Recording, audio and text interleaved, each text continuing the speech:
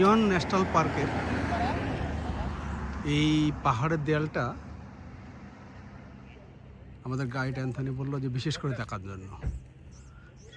সে বলছে যে মিলিয়ন বছর ধরে এই যে আঁকিবুকি, এটা পুরোপুরি বাতাসের মাধ্যমে। বাতাসের যে শক্তি, প্রকৃতির যে শক্তি, তা চোখে পড়ার মতো। গ্র্যান্ড ক্যানিয়ন যেটা আছে সেটাকে শেপ করছে পানি, কলোরাডো নদীর পানি। আর জিয়ন এটা করছে বাতাস। জিয়ন ন্যাশনাল পার্কের এই এরিয়াটা আগে সমুদ্রের নিচে ছিল, পানি উঠছে, পানির লেয়ারে কাদা জমছে, সেগুলো ধীরে ধীরে শক্ত হয়ে পাথরে পরিণত হচ্ছে। টুরিস্টে ভরপুর, গাছের চেয়ে টুরিস্ট বেশি, তবে ছবি তোলার মতোই জায়গা।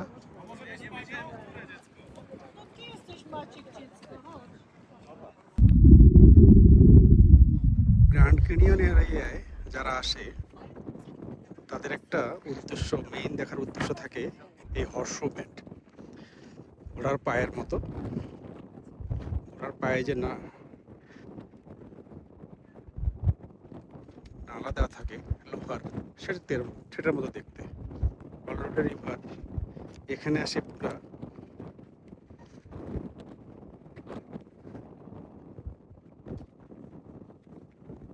360 ডিগ্রিতে দেখে গেছে। কারণ স্যান্ড স্টোনে যত সহজে এরোশন হয়, লাইম স্টোনে হয় না। এই পাথরের ধাক্কা এই সমস্যা।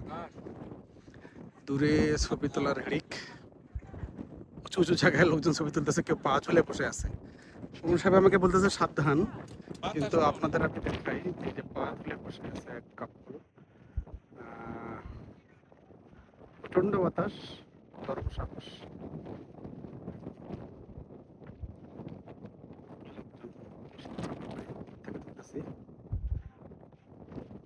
কিন্তু এটা আসলে একটা প্রকৃতির অপার বিস্ময়, এত সুন্দর।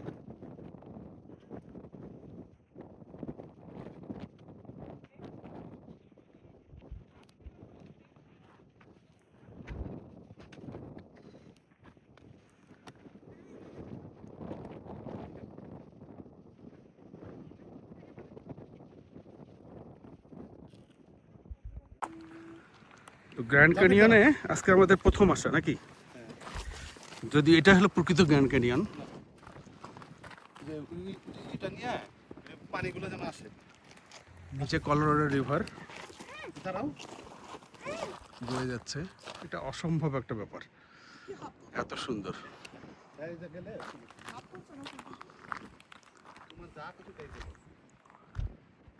হয়তো আরো দেখার আছে আমাদের, আরো সুন্দর পয়েন্টে যাব আমরা। আমরা একটু দেখে আসি কোথায় কোথায়।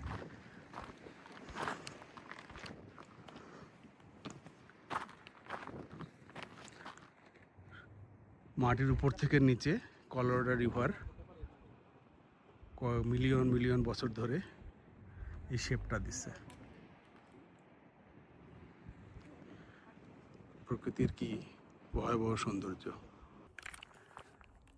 আমাদের গাইড অ্যান্থনি আমাদেরকে বেস্ট ভিউ দেখাইতে নিয়ে আসছে, যে গ্র্যান্ড ক্যানিয়নের এই পয়েন্ট থেকে সবচেয়ে যে বেস্ট ভিউ সে দেখাবে।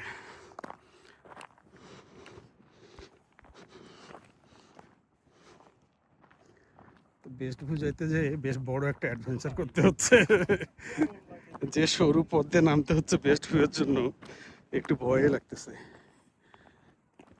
কারণ উপরের পয়েন্ট থেকে প্রায় 1.5 কিলোমিটার, 1.5 কিলোমিটার না, কত নিচে, কত কিলোমিটার ডিপ।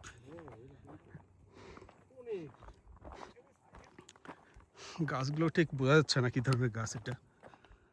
ওই যে কলোরাডো রিভার দূরে দেখা যাচ্ছে কিনা, এই যে কলোরাডো রিভার, যেটা মাঝে মধ্যে খরস্রোতা হয়ে মিলিয়ন মিলিয়ন বছর ধরে এই শেপটা দিচ্ছে। যেহেতু অ্যান্থনি বলছে, এখন পর্যন্ত যতগুলো গাইড আমি বিভিন্ন জায়গায় পাইছি, তার মধ্যে অ্যান্থনি সবচেয়ে নলেজেবল।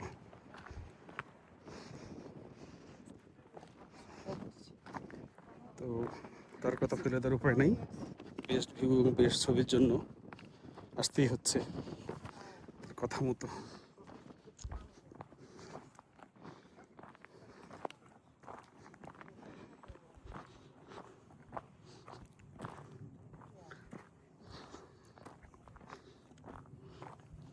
ছোটবেলায় ওয়েস্টার্ন গল্প পড়তে আমার মনে হতাম কোন দিন যাবো গ্র্যান্ড ক্যানিয়ন। আজকে উপরওয়ালা দেখাইলো।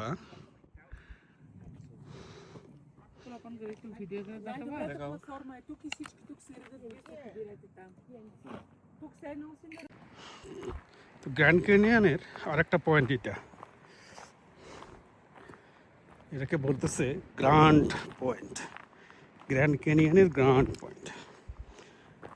আসলে ওই যে দূরে কলোরাডো রিভার হয়তো দেখতে পাচ্ছেন,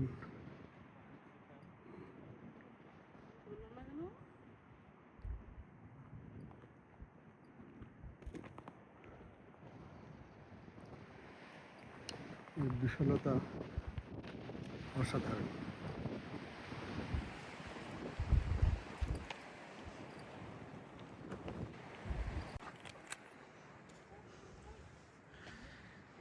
গ্র্যান্ড ক্যানিয়নের ইয়াবাপাই পয়েন্ট, এটা আমাদের আজকের গ্র্যান্ড ক্যানিয়ন এক্সপেডিশনের লাস্ট স্পট। একটু তাকালে দেখা যাবে নিচে,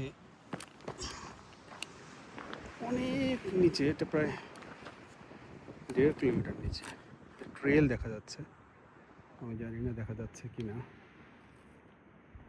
এবং টুকটাক কিছু মানুষ দেখা যাচ্ছে ওখানে যারা এখানে হাইকিং করে নামে।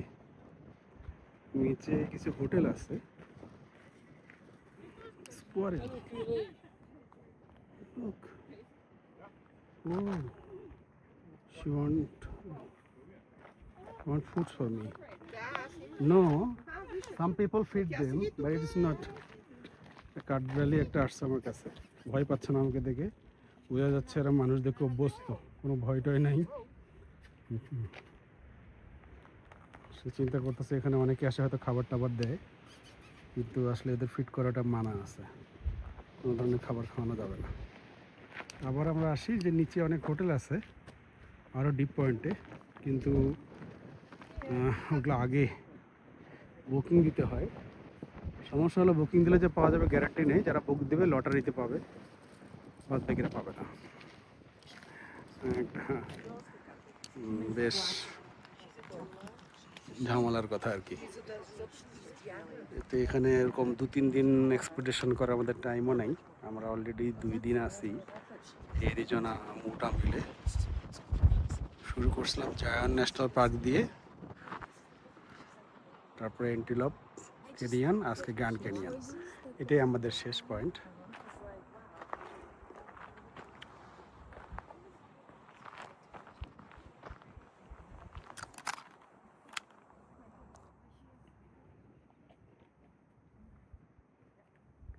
সেই কলোরাডো রিভারের মাঝখান দিয়ে আসতেছে,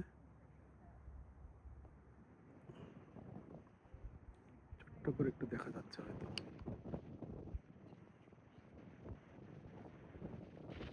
এই যে মাঝখানে কলোরাডো রিভার দেখা যাচ্ছে, সেটা আবার একটা ট্রেল নিয়ে গেছে। গত পৃথিবী সৃষ্টির 500 কোটি বছরের মধ্যে 3বার এই এরিয়াটা সমুদ্রের নিচে ছিল। কাদা জমে জমে লেয়ার বাই লেয়ার প্রচণ্ড প্রেশারে একটা পাথরের মতো ধরছে, সেটাই সারা পৃথিবীর লোকজন দেখতে আসে।